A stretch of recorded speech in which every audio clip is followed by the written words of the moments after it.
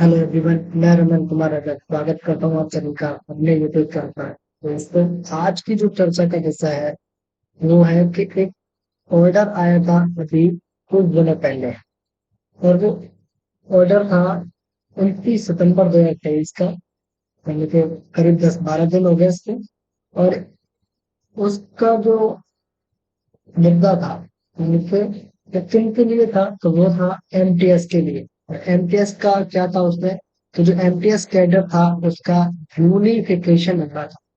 तो इस यूनिफिकेशन से आप लोगों को क्या मतलब है, क्या इसके फायदे हो सकते हैं, क्या आपको नुकसान हो सकता है, वो सारी चीजें आज हम लोग इसमें डिस्कस करेंगे। यूनिफिकेशन का मीनिंग आप लोग हिंदी में ये समझे कि इसका मतलब है एकीकरण करना। तो एकीकरण करने का मतलब ये है कि अलग अलग चीजों को मिला करके एक चीज बनाना। इसका मतलब सिंपल सा एक ही है।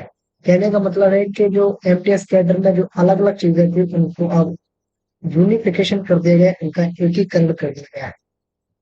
तो एमटीएस के यूनिफिकेशन से, एकीकरण से आप लोगों का क्या मतलब है, आप लोग किस तरीके से इसमें इसको आपका फायदा मिलेगा, और फिर कौन कौन से आपको लॉस हो सकते हैं उसके बारे में चर्चा करेंगे। और चर्चा का विषय ये इसलिए भी है क्योंकि यहाँ से जो डाउट्स हैं वो कुछ लोगों के आ रहे हैं, या उनके प्रश्न हम लोगों से पूछे जा रहे हैं। तो आज हम लोग करेंगे कोशिश कि सबसे पहले जानेंगे कि ऑर्डर में क्या था, ऑर्डर में क्या था, फिर उसके बाद में बेनिफिट और लॉस के बारे में चर्चा करेंगे। तो सबसे पहले आप लोग ध्यान रखें कि जो एमटीएस कैडर है इसको इन लोगों ने पहले कैसे कैसे अलग अलग कर रखा था। पहले ये बोलते थे सब ऑर्डिनेट ऑफिस। क्या बोलते थे? सब ऑर्डिनेट ऑफिस। इसमें कौन कौन आते थे सब ऑर्डिनेट ऑफिस में? इसमें आता था पोस्टल का डिवीजन, आरएमएस का डिवीजन, और एमएमएस, मेन वाटर सर्विस वाले। ये अभी जो लोग हैं वो सब ऑर्डिनेट ऑफिस में आते थे। दूसरा था एडमिनिस्ट्रेटिव ऑफिस। और एडमिनिस्ट्रेटिव ऑफिस में आर भी शामिल होती थी।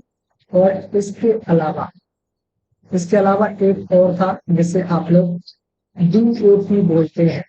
डीओपी का मतलब है डायरेक्टर ऑफ अकाउंट्स, जिसे हम लोग कई बार पीएओ भी बोलते हैं। पीएओ का मतलब है पोस्टल अकाउंट ऑफिसेस। और इसके अलावा आप लोग इसे समझे कि सिविल और इलेक्ट्रिकल बिल, सिविल और इलेक्ट्रिकल बिल, इस तरीके से आप लोग एमटीएस को 3 या 4 कैटेगरीज में आप लोग कैटेगराइज कर सकते थे। कहने का मतलब है कि सब ऑर्डिनेट ऑफिस, चाहे वो पोस्टल के हो, आरएमएस का हो या एमएमएस का हो, इनमें जहां कहीं भी एमटीएस थे, एडमिनिस्ट्रेटिव ऑफिस आरएलओ को काउंट करते हुए, उनको भी ऐड करते हुए, वहां पर जो भी एमटीएस थे, डीएपी यानी कि डायरेक्टर ऑफ अकाउंट्स पोस्टल की बात करें, या पोस्टल अकाउंट ऑफिसर पीओएस की बात करें, यहाँ पर जितने भी एमटीएस थे, यहाँ पर जितने भी एमटीएस थे, और सिविल और इलेक्ट्रिकल बिल जहाँ पर जितने भी एमटीएस थे, अब इन लोगों को अब एक कर दिया गया है। अब एक कैसे करने का क्या मतलब है, तो आप लोग एक तरीके से ये समझे कि सब ऑर्डिनेट ऑफिस हो, एडमिनिस्ट्रेटिव ऑफिस हो, डीएपी की ऑफिस है, या सिविल और इलेक्ट्रिकल बिल के एमटीएस के लिए जो रिक्रूटमेंट्स होते थे, रिक्रूटमेंट्स का मतलब हो गया भर्ती। और दूसरा आप लोग समझे कि इनको सर्विस के आधार पर जो भी इनका इंटरनल प्रमोशन होता था, वो इससे संबंधित जो भी नियम है उनमें किसी भी प्रकार का कोई भी बदलाव नहीं किया जाएगा। यानी कि रूल्स में भर्ती की बात करें या प्रमोशन की बात करें, इनमें किसी भी प्रकार का कोई बदलाव नहीं किया जाएगा, रूल्स सेम ही रहेंगे। इस बात का आप ध्यान रखें। दूसरा, जो कार्य पहले ये लोग करते थे अलग अलग ऑफिसेज में, वो काम सेम रहेगा, उसमें भी किसी भी प्रकार का कोई बदलाव नहीं किया जाएगा, उसमें किसी भी प्रकार का कोई भी चेंजेस नहीं किए जाएंगे। इस बात का आप लोग ध्यान रखिए। भर्ती प्रक्रिया में कोई बदलाव नहीं होगा। उन्होंने स्पष्ट किया हुआ है। साथ के साथ जो भी काम है उन कामों में किसी भी प्रकार का कोई भी बदलाव नहीं किया जाएगा। और प्रमोशन का जो क्राइटेरिया है, जैसे जीडीएस को हम लोग आरएमएस और पोस्टल डिवीजन में देते थे, या जीडीएस को फर्दर आगे पोस्टल मेल गार्ड देते थे, या आगे पीएएसए का एग्जाम, यानी कि कितने सारे जो प्रमोशंस होते थे जीडीएस के वो अभी भी होते रहेंगे। लेकिन उसमें थोड़ा सा ध्यान रखने वाली बात यह है कि अगर कोई डीएपी में जाता है, वहां पर पीएएसए ना होने के बजाय वहां पर एलडीसी होते हैं। एलडीसी होते हैं तो वहां पर जितने भी एमटीएस जाते हैं उनको एलडीसी का एग्जाम देना होगा, पीएएसए का एग्जाम नहीं देते हैं। इस बात का आप लोग ध्यान रखें।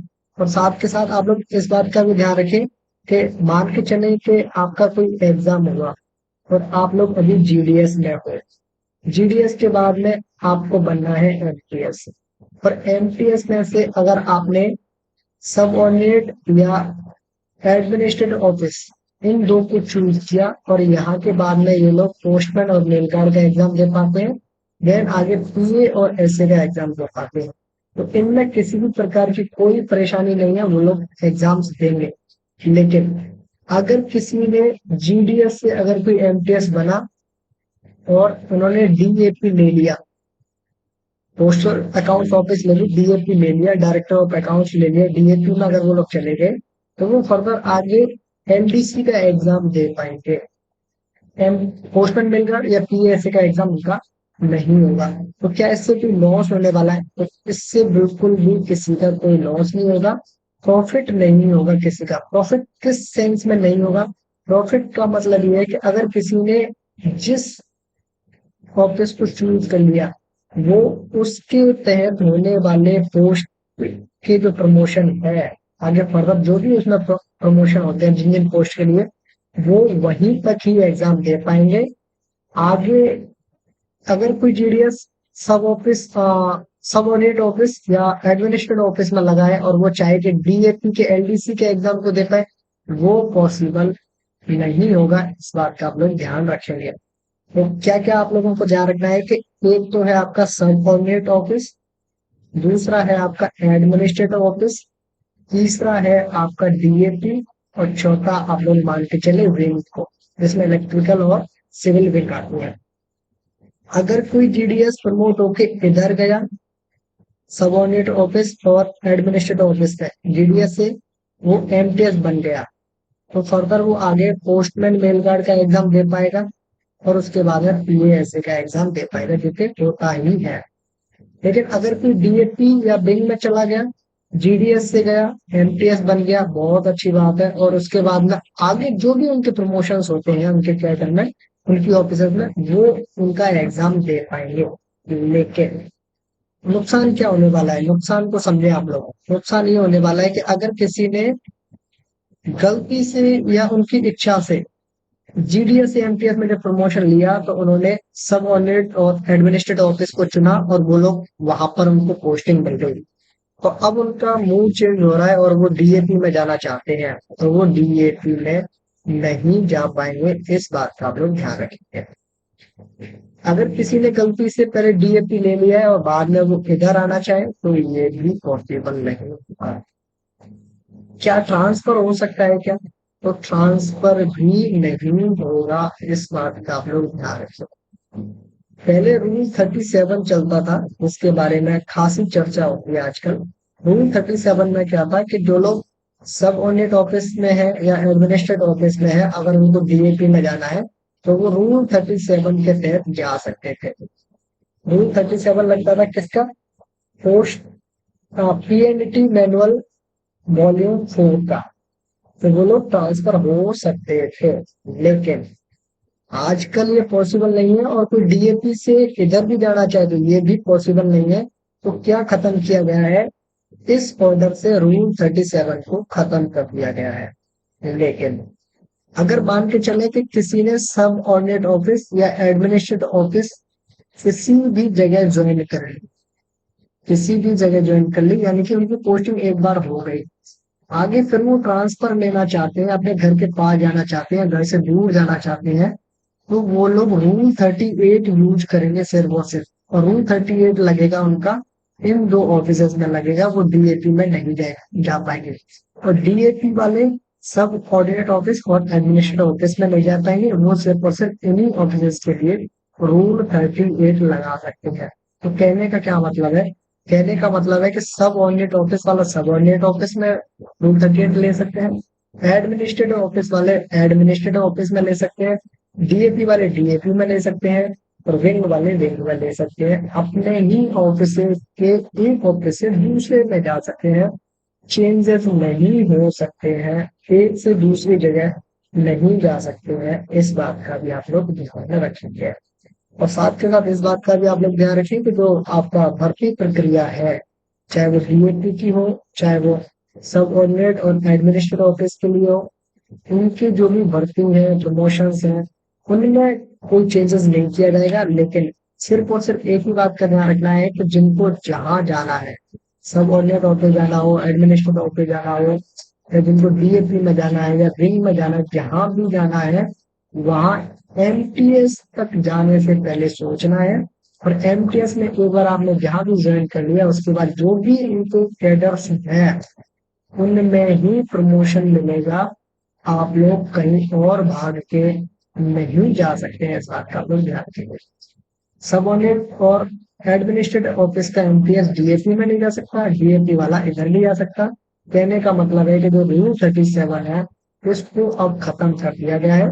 बाकी आप लोग अपनी ऑफिस से दूसरी ऑफिस में, अपनी ऑफिस से अपनी ही दूसरी ऑफिस में रूल 38 के तहत जा सकते हैं, जो कि सभी के लिए लागू होता है। तो इस बात का भी ध्यान रखें। यूनिफिकेशन में सिर्फ और सिर्फ इतना सा ही था।